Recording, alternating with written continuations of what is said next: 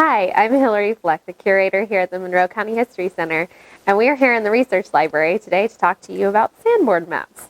We have several copies of Sanborn maps held at Indiana University here in our Research Library available for you to look at. Sanborn maps were created by the Sanborn Map Company. Daniel Sanborn started this company in the 1860s because increased urbanization at that time really led towards the need for this detailed urban map that illustrated a variety of different information that fire insurance companies used at the time to assess risk of each individual property. Sanborn maps were made for many urban cities, and an entire index can be found at the Library of Congress online archive.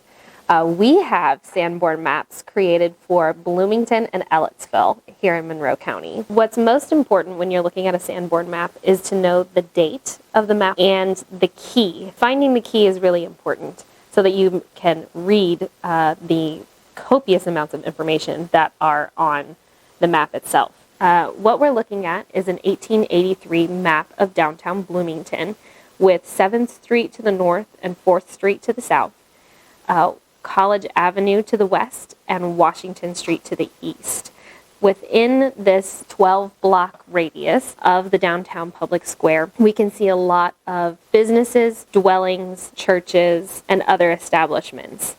Noting the key and how to read the colored buildings is really important. Any building that's colored red is a brick building. Any that are yellow are wood frame. Anything that's blue, which you can see that the downtown jail is blue, that's made of stone. And then anything green is a specialty of some sort. In this 1883 Bloomington Sanborn map, you can see that the courthouse is colored red and yellow. That means that the courthouse is brick with a wood-framed porch of sorts on the front. Also fun to note is that the county library is listed off to the northeast. So if you fast forward through time and look at the Bloomington 1907 map, you can see that the Monroe County Courthouse is a brand new stone structure.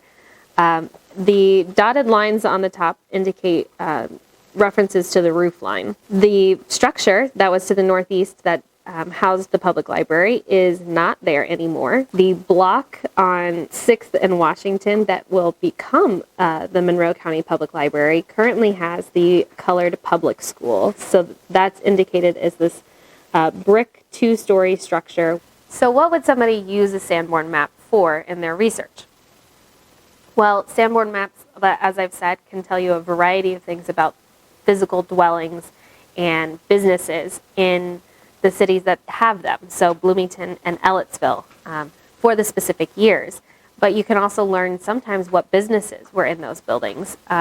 We have directories, and used in conjunction with the directory, we can often find the address of a dry goods store or a grocery, which are all listed in the Sanborn map.